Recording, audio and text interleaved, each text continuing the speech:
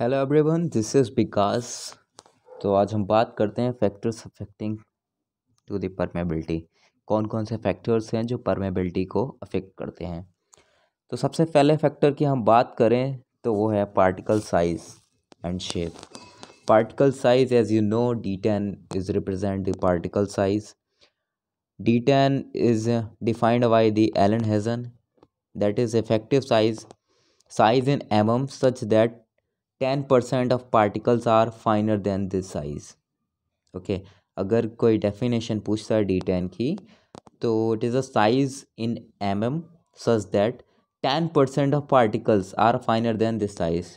जो 10% पार्टिकल होंगे वो इस सीप से फाइनर होंगे, इस सीप से फाइन कर जाएंगे। मतलब कि जो भी सीप आपने ले रखी है, सीप ले रखी है, उसके 10% पार्टिकल्स, मोर देन 10% पार्टिकल्स फाइनर।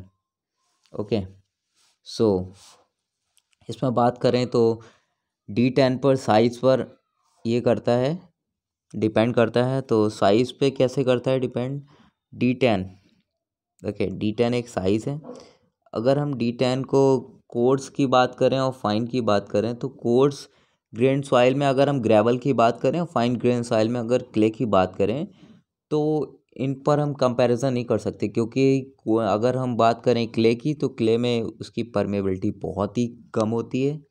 अगर हम बात करें ग्रेवल की, कोर्स ग्रेन सॉइल की, तो उसकी परमेबिलिटी बहुत ज़्यादा होती है। तो इसलिए परमेबिलिटी इज़ मोर इन, जैसा कि लिखा हुआ है यहाँ पर कि permeability is more in coarse grain soil और permeability less in fine grain soil. ठीक है, तो एक तो ये साइज़ पर डिपेंड करता है, और दूसरी हम बात करें तो ये वॉइड रेशियो पर डिपेंड करता है। वॉइड रेशियो पर, अगर डिफरेंट साइज़ की सॉइल है, उसके वॉइड रेशियो भी डिफरेंट होंगे। तो जब वॉइड रेशियो डिफरेंट होंगे तो फिर उसके बाद परमेबिलिटी भी डिफरेंट होगी। तो जैसे कि एक आपको ये ऊपर एक फार्मूला टाइप का लिखा हुआ है, जिसमें कि लिखा हुआ है K=, आपको सिंपल अगर ये याद करना है तो ये याद कर लीजिए, K=D10 स्क्वायर। D10 स्क्वायर का मतलब जो मैंने पहले बताया है कि इफ़ेक्टिव साइज़ और शेप, तो ये यहाँ से इसकी क्या कहते हैं रिप्रेजेंटेशन है। और फिर उसके बाद बात करें EQ/Y 1/E, ये है वॉइड रेशियो के लिए, जो मैं सेकंड पॉइंट बता रहा हूँ। फिर उसके बाद फ्लूइड प्रॉपर्टी के लिए आ जाती है। फ्लूइड प्रॉपर्टी के लिए मींस विस्कोसिटी। तो जैसे कि आप ये थर्ड में देख रहे हैं कि is inversely proportional to mu. Okay, अगर हम बात करें तो केज, जैसे कि अगर हम बात करें तो K=, अगर हम बात करें म्यू की, और ये एक्चुअली है क्या, ये इन्वर्सली प्रोपोर्शनल भी नहीं है, ये इन्वर्सली प्रोपोर्शनल है, ये इक्वल नहीं है। तो 1/म्यू की बात करें तो जैसे कि अगर हम बात करें, दो सैंपल लें सेम साइज़ के, और उसमें अगर हम एक तरफ वाटर को डालते हैं, एक तरफ हम ऑयल ले लेते हैं। ऑयल ऑफ कोर्स आपको पता है कि उसकी विस्कोसिटी ज़्यादा होती है। तो अगर हम दोनों का कंपैरिजन करें तो जो पानी होगा पहले फ्लो कर जाएगा, और जो ऑयल होगा वो बाद में फ्लो करेगा ऑफ कोर्स, लेकिन वो कुछ टाइम लेगा। तो इसलिए ये थर्ड पॉइंट हो गया कि इसकी फ्लूइड प्रॉपर्टीज़ पे डिपेंड करता है। फिर हम बात करते हैं कि इसके स्पेसिफिक सरफेस एरिया पे, मैं आपको बहुत ही ईजिली बता रहा हूँ, ये क्वेश्चन आप याद कर लीजिए। और ये स्पेसिफिक सरफेस एरिया पे ये इन्वर्सली प्रोपोर्शनल है। ओके, कैसे? अब हम बात करें कि अगर आपने दो टाइप की सॉइल ली है, एक तरफ आप ग्रेवल ले लीजिए और एक तरफ आप फाइन ग्रेन सॉइल कोई भी ले लीजिए। उसमें क्या होता है, अगर आप ग्रेवल 5 kg ग्रेवल लेते हो, आप उसको सरफेस पे रखते हो, तो वो आपका इतना पार्ट कवर करती है। ठीक है, अगर आपने ग्रेवल लिया है, ठीक है, अगर 5 kg ग्रेवल है तो वो इतना पार्ट कवर करेगी सरफेस का।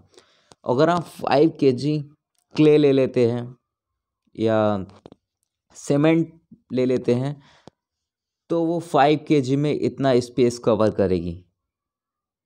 तो जितना फाइनर मटेरियल होगा उसकी परमेबिलिटी उतनी कम होगी, और जितना ग्रेवली मटेरियल होगा, जितना कोर्स मटेरियल होगा, उतनी उसकी परमेबिलिटी ज़्यादा होगी। तो ये इसके स्पेसिफिक सरफेस एरिया की बात हो गई कि जितना जो ज़्यादा स्पेसिफिक सरफेस एरिया कवर करेगा उसकी परमेबिलिटी कम होगी, और जिसका स्पेसिफिक सरफेस एरिया कम होगा उसकी परमेबिलिटी ज़्यादा होगी। So I think you get it this point. अब जैसे कि आप देख रहे हो ये थर्ड वाला, दैट इज़ 1/t²। तो इसको हम लिख सकते हैं k is inversely proportional to t²। Okay, T का यहाँ मतलब है, टी का मतलब है टॉर्टियोसिटी। टॉर्टियोसिटी अगर हम बात करें तो टॉर्टियोसिटी का मतलब वो होता है कि वाटर जो सॉइल में फ्लो होता है उसको जो पाथ है वो जिगजैग फॉर्म में मिलता है।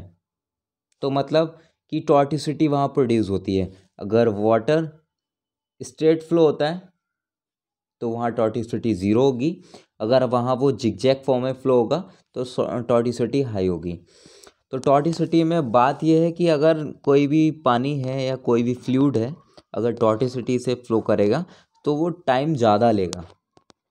अगर उसकी टॉर्टियोसिटी जितनी ज़्यादा होगी और उसकी परमेबिलिटी उतनी कम होगी। ठीक है, अगर टॉर्टियोसिटी ज़्यादा है तो परमेबिलिटी कम होगी, अगर टॉर्टियोसिटी कम है तो परमेबिलिटी ज़्यादा होगी। इसीलिए जो वाटर का फ्लो है वो स्ट्रेट होना चाहिए, तो हमारे पास परमेबिलिटी ज़्यादा निकल के आएगी क्योंकि वो कम टाइम में आ जाएगा। परमेबिलिटी है क्या? Permeability it is a rate of water which flow through the pores of the soil, void, interconnected voids of the soil, that is permeability. Okay, तो I think you get it tortuosity and I think you get it size. ये depend करता है कि grain size पर, ये depend करता है void ratio पर, ये डिपेंड करता है म्यू मतलब विस्कोसिटी पर, और ये डिपेंड करता है स्पेसिफिक सरफेस एरिया पर, और ये डिपेंड करता है टॉर्टियोसिटी मतलब टी पर। अब हमारे पास 4 कंपोनेंट बचते हैं। जैसे कि बात करें तो ये है, जैसे कि अगर हम बात करें तो K is directly proportional to A, K is inversely proportional to V, K is inversely proportional to C, और K is inversely proportional to D। ये हमारे पास 4 टर्म्स बचते हैं। ठीक है, तो K is directly proportional to A का मतलब है कि अगर हम बात करें, A का मतलब सीधा सा रिप्रेजेंट करता है एयर को।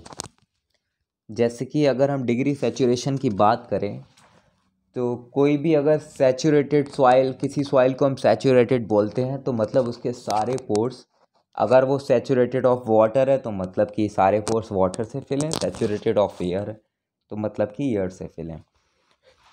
यहाँ का ए से मतलब है एयर, इंट्रैप्ड एयर। अगर हमारे पास कुछ भी सैचुरेटेड सॉइल है, कोई सैचुरेटेड सॉइल है, अगर उसमें इंट्रैप्ड एयर ज़्यादा होती है तो उसकी सैचुरेशन कम हो जाती है। इंट्रैप्ड एयर जितनी कम रहती है उसकी सैचुरेशन ज़्यादा होती है।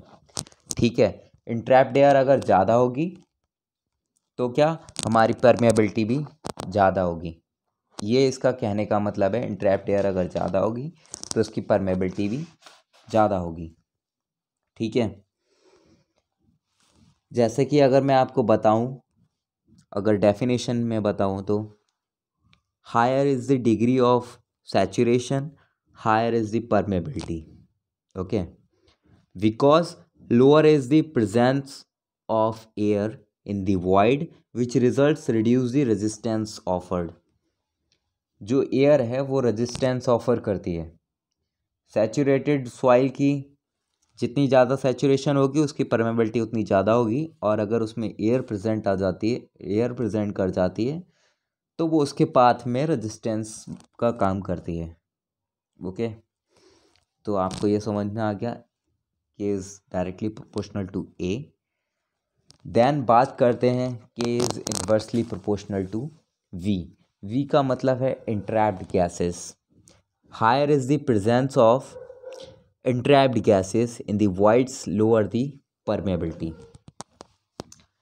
अगर प्रेजेंस ऑफ entrapped gases ज़्यादा होगी तो उसकी permeability कम होगी। सिंपल।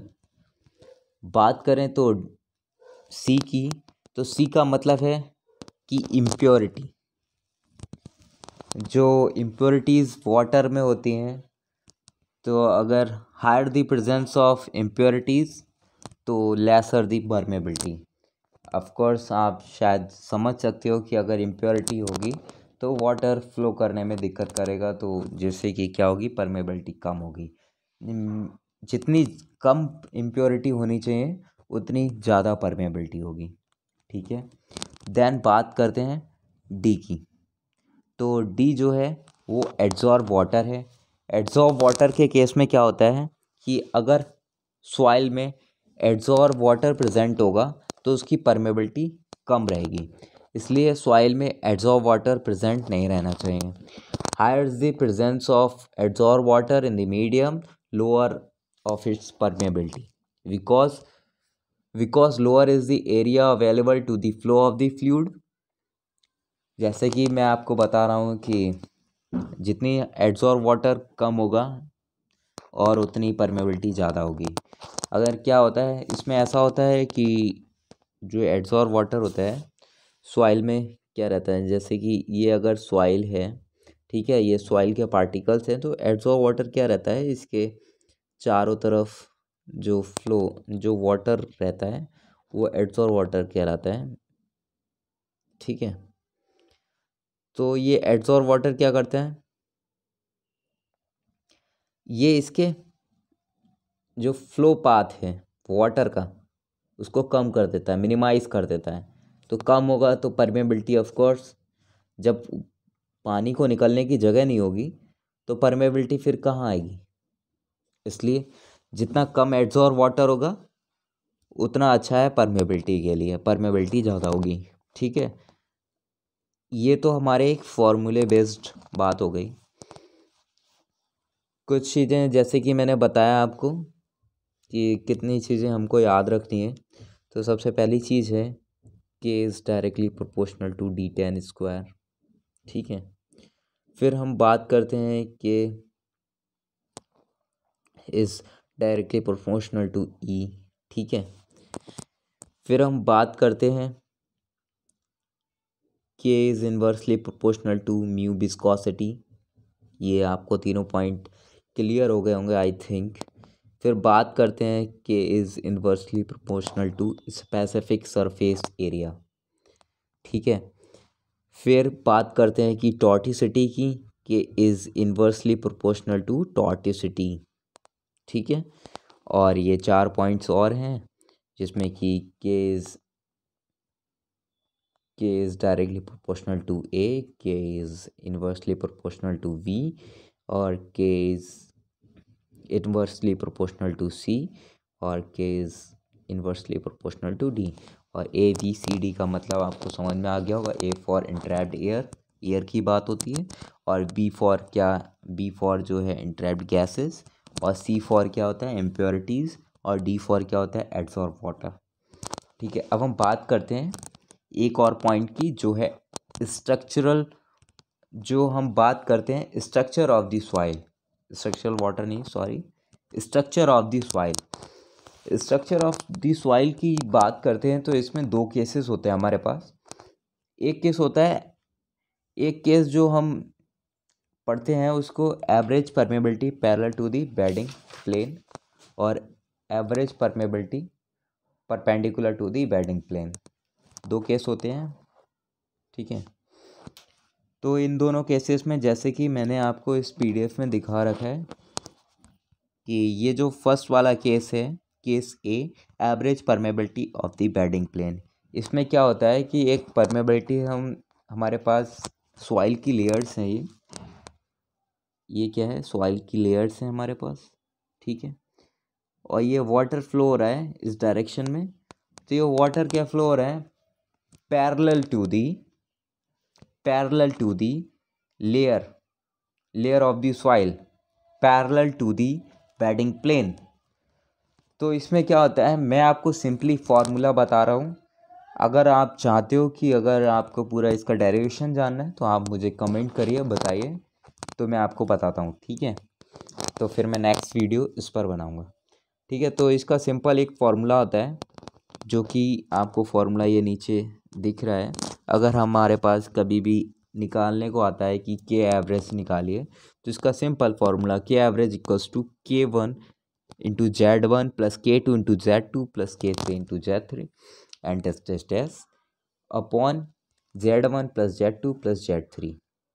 मैं आपको कंडीशंस बता देता हूँ। इस वाले केस में क्या होता है कि जब हमारी वाटर है जो वो सॉइल के पैरेलल फ्लो कर रहा है, तो इस केस में क्या होगा, हमारे पास जो हाइड्रोलिक कंडक्टिविटी है, ठीक है, आई, वो कांस्टेंट होगी, ठीक है। और Z1 Z2 Z3 ये तीनों लेयर के साइज़ अलग अलग हैं। तो जब ये साइज़ अलग अलग हैं तो इनमें सॉइल भी डिफरेंट हो सकती है मे बी, तो फिर तीनों की परमेबिलिटी भी अलग अलग होगी, क्योंकि वो सॉइल पर डिपेंड करती है, सॉइल की प्रॉपर्टी है। और हमारा क्या होगा, डिस्चार्ज भी तीनों का अलग अलग होगा। जब परमेबिलिटी अलग होगी तो डिस्चार्ज भी अलग होगा। तो इसके लिए ये फॉर्मूला निकल के आता है। और फिर सेकंड के केस में ये होता है कि average permeability perpendicular to the bedding plane. इसमें क्या होगा कि जो वाटर फ्लो करेगा वो इस डायरेक्शन में करेगा, मतलब कि इस डायरेक्शन में, मतलब ये इस टाइप से प्लेन है, इसके परपेंडिकुलर फ्लो कर रहा है। तो इस केस में क्या होगा, इसकी डिस्चार्ज कांस्टेंट होगी, जो डिस्चार्ज होगा वो कांस्टेंट होगा, वेलोसिटी कांस्टेंट होगी। और इस केस में क्या होता है कि Z1 Z2 Z3 भी डिफरेंट हैं, पता है, और तीनों ही केस में परमेबिलिटी भी डिफरेंट होगी, पता है। लेकिन तीनों ही केस में हेड लॉस अलग अलग निकल के आएंगे। तीनों पॉइंट पे हमें निकालने पड़ेंगे, इस पे और क्या कहते हैं, सिंपल हम फाइंड कर सकते हैं कि हेड लॉस तीनों के डिफरेंट होंगे। तो इस केस में जो फॉर्मूला निकल के आता है वो इस केस में फॉर्मूला निकल के आएगा। ये आपको एक फॉर्मूला है, ये मैं आपको बॉक्स में कर देता हूँ। तो ये फॉर्मूला निकल के आता है कि average equals to Z1 plus Z2 plus Z3 and test upon Z1 upon K1 plus Z2 upon K2 plus Z3 upon K3 plus test. जितनी भी और सारी लेयर्स हैं उनके लिए टेस्ट। ओके, ठीक है। तो ये आज तक के लिए इतना। अगर आपको कुछ भी समझ में नहीं आता है तो आप मुझे कमेंट में लिख सकते हो, और आपको अगर इसकी PDF चाहिए तो भी कमेंट में लिख सकते हो, मैं इसकी लिंक डाल दूँगा। Okay, so thank you so much.